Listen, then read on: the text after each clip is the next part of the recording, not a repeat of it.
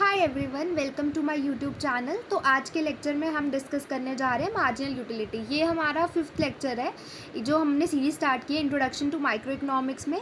तो ये marginal utility जो है ये थ्योरी ऑफ कंज्यूमर बिहेवियर के अंडर आता है और ये बहुत ही इंपॉर्टेंट टॉपिक है जो आपके लिए आपके बेस बनाएगा। और आपके चाहे क्लास 12th में है या आप कोई फर्दर एग्जाम्स की तैयारी कर रहे हैं, ये टॉपिक आपके लिए काम आएगा।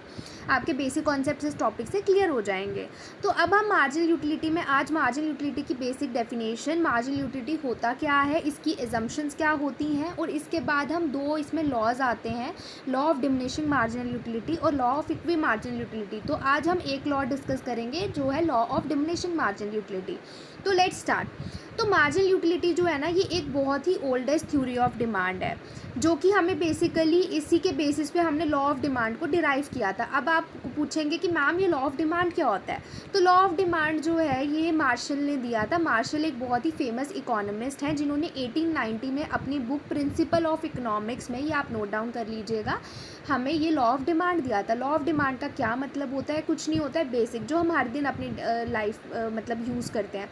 जैसे सपोज़ किसी भी चीज़ का प्राइस बढ़ता है तो हम उसकी क्वांटिटी डिमांडेड को कम कर देते हैं। क्यों कम करते हैं? क्योंकि हम सोचते हैं कि ठीक है कोई बात नहीं, फ्यूचर में अगर इस कमोडिटी का प्राइस कम हो जाएगा तो तब हम इसको ख़रीद लेंगे, अगर वो हमारे लिए ज़रूरी नहीं है। तो लॉ ऑफ डिमांड यही बताता है कि इन्वर्स रिलेशनशिप होता है। इन्वर्स का मतलब उल्टा रिलेशनशिप। उल्टा कैसे? प्राइस बढ़ेगा तो क्वांटिटी कम होगी, प्राइस कम होगा तो क्वांटिटी डिमांडेड बढ़ेगी। और एक बात और याद रखना, यहाँ पर हम सिंपल क्वांटिटी की बात नहीं कर रहे हैं, यहाँ पे हम क्वांटिटी डिमांडेड की बात कर रहे हैं। अब फर्दर लॉ ऑफ डिमांड मैं आपको अच्छे से आगे एक्सप्लेन करूँगी और इसमें क्या क्या चीज़ें आती है वो भी मैं आपको आगे आने वाले लेक्चर्स में अच्छे से बताऊँगी। अभी तक के लिए आप इतना दिमाग में रख लीजिए। उसके बाद मार्जिनल यूटिलिटी एनालिसिस जो है ये मार्शल ने दिया था। इसको हम इसीलिए मार्शल यूटिलिटी एनालिसिस भी बोलते हैं। मार्शल की बहुत ही एक फेमस बुक है प्रिंसिपल ऑफ इकोनॉमिक्स, जो उसने 1890 में दी थी। अब हम टोटल यूटिलिटी और मार्जिनल यूटिलिटी के बारे में समझते हैं। तो टोटल यूटिलिटी क्या होता है? सबसे पहले यूटिलिटी क्या होता है? यूटिलिटी होता है want satisfying power of a commodity, जिसको हम यूटिल्स की टर्म में मेजर करते हैं। मैंने यहाँ पे इसका डेफिनेशन दिया हुआ है। तो यूटिलिटी का मतलब होता है, जैसे सपोज़ मैंने एक पिज़्ज़ा खाया, अब उस पिज़्ज़ा से मुझे कितनी सेटिस्फैक्शन मिली, तो वो ही मेरी यूटिलिटी होती है कि मुझे उस पिज़्ज़ा से कितनी मतलब यूटिलिटी मिल रही है, यानी कि कितनी सेटिस्फैक्शन मिल रही है। मार्जिनल यूटिलिटी क्या होता है? अब सपोज़ मैंने पिज़्ज़ा खा लिया, अब मुझे इतनी भूख नहीं थी, सपोज़ मेरे को मेरे फ्रेंड ने बोला कि यार मुझसे नहीं खाया जा रहा, तू मेरा एक स्लाइस पिज़्ज़ा का और खा ले। तो अब मैं अगर उसका एक स्लाइस पिज़्ज़ा का और खा रही हूँ, अब मुझे उस एक्स्ट्रा स्लाइस से कितनी यूटिलिटी मिल रही है, वो हमारी मार्जिनल यूटिलिटी होती है। तो मार्जिनल यूटिलिटी होती है एक्स्ट्रा सेटिस्फैक्शन जो हम गेन करते हैं जब हम एक एडिशनल यूनिट गुड का कंज्यूम कर रहे हैं। यहाँ पे ना मैंने आपको मार्जिनल यूटिलिटी का वो भी दे दिया है कि मार्जिनल यूटिलिटी को आप ऐसे एक्सप्रेस कर सकते हो इस फॉर्म में कि ये स्मॉल ट्रायंगल डेल्टा जिसको बोलते हैं, ये होता है डेल्टा होता है चेंज इन टोटल यूटिलिटी, बीच में अपॉन है चेंज इन क्वांटिटी डिमांडेड, मतलब कि क्वांटिटी डिमांडेड के चेंज होने से हमारी टोटल यूटिलिटी में कितना चेंज आ रहा है। और यहाँ फिर marginal utility is equals to total utility in N, मतलब करंट जो अभी हम खा रहे हैं माइनस टोटल यूटिलिटी n-1 जो हमने खा लिया पिछला। n-1 हमेशा हम पिछले वाले टर्म के लिए यूज़ करते हैं और n हम करंट टर्म के लिए यूज़ करते हैं, ठीक है। और अब हम एजम्पशंस ऑफ मार्जिनल यूटिलिटी के बारे में समझते हैं। तो सबसे पहला होता है कि मार्जिनल यूटिलिटी जो है वो कार्डिनल मेजर ऑफ यूटिलिटी है। अब कार्डिनल मेजर का क्या मतलब है कि आप इसको नंबर्स की फॉर्म में मेजर कर सकते हो, मतलब आप इसको क्वांटिटेटिव टर्म्स में मेजर कर सकते हो। यूटिलिटी जो है ना, ये भी मैंने एक लाइन इंपॉर्टेंट मुझे लगी थी तो मैंने यहाँ पे ऐड कर दिया है। यूटिलिटी जो है ये प्रिंसिपल और उसकी एक्चुअल टर्म्स में भी मेजर होता है। अभी के लिए आप इतना बस इसको दिमाग में रख लीजिए। उसके बाद सेकेंड होता है कि marginal utility of money to remain constant as a result of change in price. अब मार्जिनल यूटिलिटी ऑफ मनी क्या होता है? मार्जिनल यूटिलिटी ऑफ मनी होता है कि मेरे लिए पैसे की कितनी वैल्यू है। अब अगर मैं गरीब हूँ तो मेरे लिए पैसे की वैल्यू ज़्यादा होगी, मतलब मेरे लिए एक एक रुपये की भी कीमत बहुत होगी। लेकिन अगर मैं अमीर हूँ तो मेरे लिए शायद उस 100 रुपये की भी वैल्यू उतनी नहीं होगी। उसी को मार्जिनल यूटिलिटी ऑफ मनी कहते हैं कि मनी के एक एक्स्ट्रा यूनिट से हमें कितनी एडिशनल यूटिलिटी मिलती है, कितनी मार्जिनल यूटिलिटी मिलती है।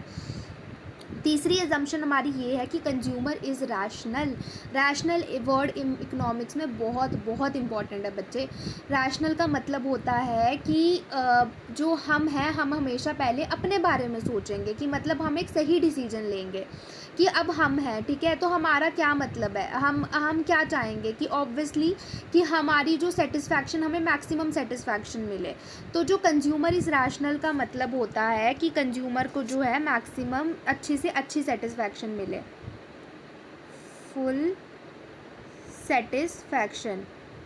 तो यहाँ पे ये मेरा पेन नहीं चल रहा है इतने अच्छे से, तो आप इसको दिमाग में रखिएगा कि हम यहाँ पे सेटिस्फैक्शन की बात कर रहे हैं, ठीक है। तो अब क्रिटिसिज्म ऑफ मार्जिनल यूटिलिटी का क्या होता है। अब इसके कुछ क्रिटिसिज्म भी है। जब भी आप इकोनॉमिक्स में कोई भी थ्योरी पढ़ेंगे ना, तो उसके क्रिटिसिज्म होंगे, आपको मिलेंगे। तो क्रिटिसिज्म पहला होता है कि ये इसने जो है it ignored the income effect of A price change. कि अब देखो सिंपल सी बात है, अगर मेरा प्राइस, अगर किसी भी कमोडिटी का प्राइस बढ़ा, ठीक है, अब उसका प्राइस बढ़ने से अब मेरी रियल इनकम तो कम हो रही है ना, क्योंकि पहले मुझे उस चीज़ के लिए ज़्यादा कम प्राइस पे करना पड़ रहा था, अब मुझे उस चीज़ के लिए ज़्यादा प्राइस पे करना पड़ रहा है, तो मेरे हाथ से तो ज़्यादा इनकम जा रही है ना। बट इसने इस इफ़ेक्ट को यहाँ पे एक्सप्लेन नहीं किया था। सेकंड, इसने गिफन पैराडॉक्स को एक्सप्लेन नहीं किया। अब गिफन पैराडॉक्स क्या है, इसके बारे में वैसे हम आगे समझेंगे, बट अभी के लिए हम थोड़ा जान लेते हैं। गिफन पैराडॉक्स होता है, कुछ नहीं है ये रॉबर्ट गिफन ने दिया था। कुछ गुड्स होते हैं जो बहुत ही इन्फीरियर गुड्स होते हैं, और कुछ गुड्स होते हैं जो कि इन्फीरियर के भी इन्फीरियर गुड्स होते हैं, जैसे कि नेसेसिटी गुड्स, जो आप आए दिन अपनी लाइफ में ख़रीद रहे हो, और अब इसका प्राइस चाहे बढ़ भी जाए फिर भी आप इसकी कंजम्पशन को इतना चेंज नहीं करोगे। क्यों? क्योंकि ये तो आपको खाना ही है, जैसे कि ब्रेड हो गई, जैसे कि चावल हो गए, रोटी हो गई। आप चाहे चिकन का प्राइस बढ़ जाएगा, आप एक बारी के लिए चिकन को नहीं खाएंगे, बट आप रोटी तो खाएंगे, सब्जी तो खाएंगे ना। तो बेसिकली गिफन पैराडॉक्स तो है, वो रॉबर्ट गिफन ने ये बोला था कि ये वो गुड्स होते हैं जिनका प्राइस बढ़ने से उनकी डिमांड भी बढ़ती है, और जिनका प्राइस घटने से उनकी डिमांड भी घटती है। तो ये जो है ना, ये हमारे लॉ ऑफ डिमांड जो हमने पहले डिस्कस किया, ये उसको वॉयलेट करता है। वॉयलेट मतलब उसको उसके ऑपोजिट जाता है। तीसरी इसका क्रिटिसिज्म है इंट्रोस्पेक्टिव मेथड। इंट्रोस्पेक्टिव मेथड का मतलब यहाँ पे ये है कि यहाँ पे जो एबिलिटी है ऑब्जर्वर की, आप हम एज्यूम कर रहे हैं, बेसिकली हम खुद ही सेल्फ ऑब्जर्व कर रहे हैं कि सामने वाला ऐसा ही सोच रहा होगा। तो ये थ्योरी कहीं ना कहीं इंट्रोस्पेक्शन मेथड पे बेस्ड है, किसी की ऑब्जर्वेशन पे बेस्ड है। अब मैंने यहाँ पे नोट में ये इंपॉर्टेंट चीज़ डाली है जो मुझे बुक से मिली थी, तो आप इसे नोट डाउन कर लीजिएगा। Because of the assumption of constituency of the marginal utility of money, that marginal utility curve depicting marginal utility of a good in terms of money becomes the demand curve of the good। मतलब कि जो हमने constant assumption लिया ना कि marginal utility of money constant रहता है, उसकी वजह से जो मार्जिनल यूटिलिटी है गुड की मनी की टर्म्स में, वो उसका डिमांड कर्व बन रही है। If marginal utility of money does not remain constant, अगर मार्जिनल यूटिलिटी ऑफ मनी की एजम्पशन जो हमने कांस्टेंट एज्यूम की है, अगर वो कांस्टेंट नहीं रहती है, तो demand curve of the good जो है, डिमांड जो है ना गुड की, वो मार्जिनल यूटिलिटी कर्व के ऊपर चला जाएगा for a fall in price. वैसे कि अभी आपके लिए कॉम्प्लिकेटेड है, बट स्टिल आप इसको नोट डाउन कर लीजिए। इसको मैं फर्दर अच्छे से एक्सप्लेन करूँगी, जैसे जैसे मैं डायग्राम्स और टेबल्स की फॉर्म में इसको एक्सप्लेन करती जाऊँगी। अब हमारे लिए इंपॉर्टेंट है लॉ क्या है। मार्जिनल यूटिलिटी एनालिसिस के दो इंपॉर्टेंट लॉज हैं। पहला law of diminishing marginal utility, law of equi marginal utility, और ये दो लॉज को ही यूज़ करके हमने डिराइव किया अपना लॉ ऑफ डिमांड। सबसे पहले law of diminishing marginal utility जो है ना, ये गॉसन एक बहुत ही फेमस इकोनॉमिस्ट थे, उनका ये बहुत ही फेमस लॉ है, और इसको गॉसन का फर्स्ट लॉ भी कहते हैं ना। 1854 में गॉसन ने ये लॉ दिया था। ये क्या बोलता है कि marginal utility of a good diminishes as a consumer consumes more and more units of a commodity. अब मार्जिनल यूटिलिटी हमने पढ़ा एक्स्ट्रा सेटिस्फैक्शन। जैसे देखो, मेरे को बहुत प्यास लगी थी, मैं अभी गर्मी से घर पे आई हूँ, ठीक है, तो अब मैं अपनी बहन से एक पानी का गिलास मांगती हूँ और मैं वो पानी पी लेती हूँ। अब जब मैं पहला गिलास पानी का पीऊँगी तो मुझे बहुत ही तसल्ली हो जाएगी, मुझे बहुत ही सेटिस्फैक्शन मिलेगी। जब मैं दूसरा गिलास पीऊँगी तो मुझे उससे कम सेटिस्फैक्शन मिलेगी, लेकिन क्योंकि उस टाइम पर मैं गर्मी से आई थी जस्ट, और जब मैंने पहला ग्लास पिया तो तब तो मुझे वो चीज़ बड़ी अच्छी लगी, मुझे बड़ी मतलब ऐसे मेरी सोल तृप्त हो गई कि भाई मैंने पानी पी लिया। अब सेकेंड टाइम मुझे शायद उतनी सेटिस्फैक्शन नहीं होगी। तो ये वही कहता है कि marginal utility of a good diminish करता जाता है, मतलब गिरता जाता है जैसे जैसे हम ज़्यादा से ज़्यादा यूनिट्स उस कमोडिटी के कंज्यूम करते जाते हैं। तो मार्जिनल यूटिलिटी जो है वो डिमिनिश करता है, यहाँ पे ध्यान रखिएगा। हम यहाँ पे मार्जिनल यूटिलिटी की बात करें, टोटल यूटिलिटी डिमिनिश नहीं करेगा, मार्जिनल यूटिलिटी डिमिनिश करेगा। जो law of diminishing marginal utility का मतलब ये है कि टोटल यूटिलिटी बढ़ता है बट एक कम रेट पे, और मार्जिनल यूटिलिटी जो है वो घटता है क्योंकि टोटल यूटिलिटी तो घटेगी नहीं ना, टोटल यूटिलिटी पहले तो बढ़ेगी, लेकिन धीरे धीरे जब वो घटना स्टार्ट होगी तब तो मार्जिनल यूटिलिटी और घट जाएगा। अब इसके कुछ एजम्पशंस हैं कि जो टोटल वांट्स होते हैं आदमी के वो तो अनलिमिटेड होते हैं, इसीलिए सबसे पहली assumption, want of the good is satiable, क्योंकि क्या कि मतलब एक पॉइंट के बाद आप उससे सेटिस्फाइड हो जाओगे, आप दूसरे गुड पे शिफ्ट नहीं करोगे। यहाँ पर हम ये नहीं ले रहे हैं कि एक गुड से अगर आप सेटिस्फाइड हो रहे हो तो आप दूसरे गुड पे जा रहे हो, वरना तो हमारी एजम्पशंस यहाँ पे किसी काम की नहीं है। हमने ये लॉ डिराइव किया, हर एक लॉ जो डिराइव होता है ना उसकी कुछ एजम्पशंस होती हैं, तो इसकी एजम्पशन ये है कि आप जो गुड अभी कंज्यूम कर रहे हो उससे आप एक पॉइंट पे सेटिस्फाइड हो जाओगे। सेकेंड, डिफरेंट गुड्स जो है वो एक दूसरे के परफेक्ट सब्सटीट्यूट्स नहीं होते, मतलब आप ये नहीं है कि आपका एक गुड से मन भर गया तो आप उसको दूसरे गुड से सब्सटीट्यूट कर रहे हो, यहाँ पे आप सब्सटीट्यूट नहीं कर सकते। ये लॉ जो है ये इंट्रोस्पेक्शन या ऑब्जर्वेशन पे बेस्ड है, ठीक है, ये मैंने अभी पहले एक्सप्लेन कर दिया था। अब एक और इम्पॉर्टेंट चीज़ कि क्या हमारी जो मार्जिनल यूटिलिटी ऑफ मनी है वो नेगेटिव हो सकती है या ज़ीरो हो सकती है। जो हमने पढ़ा था कि पैसे की कीमत, नहीं, इसका आंसर है नहीं। क्यों? क्योंकि जो मनी है वो हमें परचेजिंग पावर बताता है हमारी, कि मनी परचेजिंग पावर का क्या मतलब है कि आप कितनी चीज़ें मनी से ख़रीद सकते हो। तो man can satisfy all his material wants, जितने भी उसके मटेरियल वांट्स है वो सब कुछ पैसे से सेटिस्फाई कर सकता है, लेकिन मैन की तो टोटल वांट्स अनलिमिटेड है, तो मार्जिनल यूटिलिटी कभी भी ज़ीरो नहीं होती। ये नहीं है कि उसके चाहे उसके वांट्स अनलिमिटेड है तो चाहे उसके वांट्स जितने भी हो जाए मार्जिनल यूटिलिटी कभी भी ज़ीरो या नेगेटिव नहीं होगी, ये बात आप नोट डाउन कर लीजिए। अब यहाँ पे ना मैंने टेबल की हेल्प से और यहाँ पर मैंने ये डायग्राम्स की हेल्प से ना आपके इस कॉन्सेप्ट को और क्लियर करने की कोशिश की है, law of diminishing marginal utility के। तो यहाँ पर मैंने टेबल में पहले मनी के यूनिट्स रख दिए हैं, जैसे कि यहाँ पर आप देख पा रहे हो ये 100 है, 200 है, 300 है, 400 है, 500 है, 600 है।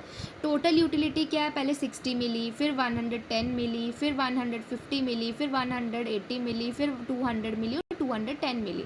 अब यहाँ पे अगर आप मार्जिनल यूटिलिटी देखो तो पहले हमें मार्जिनल यूटिलिटी 60 मिल रही है, क्यों? क्योंकि यहाँ पर तो कोई एक्स्ट्रा यूनिट था ही नहीं। अब 60 में से जब आप 110 को माइनस कर दो तो यहाँ पे हमें 50 मिल रही है। तो मार्जिन हमने क्या पढ़ा था, मार्जिनल यूटिलिटी कैसे निकलती है, टोटल यूटिलिटी पिछली वाली उससे करंट वाली से पिछली वाली को माइनस कर दो। अब इससे इसको माइनस कर दो 40, 180 से 150 को माइनस कर दो 30, 200 से 180 को माइनस कर दो 20, 210 से 200 को माइनस कर दो 10। तो आप जैसा कि यहाँ पे देखो कि मार्जिनल यूटिलिटी जो है ये हमारी गिरती जा रही है, गिरती जा रही है, गिरती जा रही है। तो टोटल यूटिलिटी जो है वो इंक्रीज़ हो रही है, पहले इंक्रीजिंग रेट पे बढ़ रही है, फिर डिक्रीजिंग रेट पे बढ़ रही है और लास्ट में ऐसे याद रखना, ठीक है। तो और रिलेशनशिप क्या है टोटल यूटिलिटी और मार्जिनल यूटिलिटी के बीच में। अब जैसे आप इस डायग्राम में देखो हमने जो है आपके वाई एक्सिस पे टोटल यूटिलिटी को रखा है, यहाँ पे नीचे वाले डायग्राम पे वाई एक्सिस पे मार्जिनल यूटिलिटी को रखा है, यहाँ पर जो एक्स एक्सिस है वहाँ पे आपने यूनिट्स रखे हैं कि कितने यूनिट्स आप कंज्यूम कर रहे हो। अब पहले जैसे जैसे आपकी टोटल यूटिलिटी बढ़ रही है ना, आप देखो आपकी मार्जिनल यूटिलिटी जो है वो गिर रही है। जब आपकी टोटल यूटिलिटी मैक्सिमम पे है तब आपकी मार्जिनल यूटिलिटी जो है वो ज़ीरो है। जब आपकी टोटल यूटिलिटी फॉल होना स्टार्ट हो जाती है ना, मार्जिनल यूटिलिटी आपकी नेगेटिव होना स्टार्ट हो जाती है। तो ये रिलेशनशिप बस इतना सा ही है कि जब टोटल यूटिलिटी बढ़ती है मार्जिनल यूटिलिटी कम होती है, जब टोटल यूटिलिटी मैक्सिमम होती है तब मार्जिनल यूटिलिटी हमारी ज़ीरो हो जाती है, और जब हमारी टोटल यूटिलिटी फॉल होना स्टार्ट होती है तब मार्जिनल यूटिलिटी हमारी नेगेटिव हो जाती है। तो आई होप आपको आज का लेक्चर पसंद आया हो। आप चाहें तो आप इस लेक्चर को एक बारी फिर देखिएगा ताकि आपको अच्छे से ये कॉन्सेप्ट्स और क्लियर हो जाए। एक दो बारी देखिए, जितनी बारी आपको समझ में आए। तो मैंने यहाँ पे आपको बहुत ही अच्छे से ये सिंपल टर्म्स में कॉन्सेप्ट समझाने की कोशिश की है। अगर आपको ये वीडियो पसंद आई हो तो इसे लाइक ज़रूर करिएगा, इस चैनल को सब्सक्राइब ज़रूर करिएगा, और देखने के लिए आगे के लेक्चर्स तो अपनी नोटिफिकेशन ऑन कर लीजिएगा। आज के लिए बाय।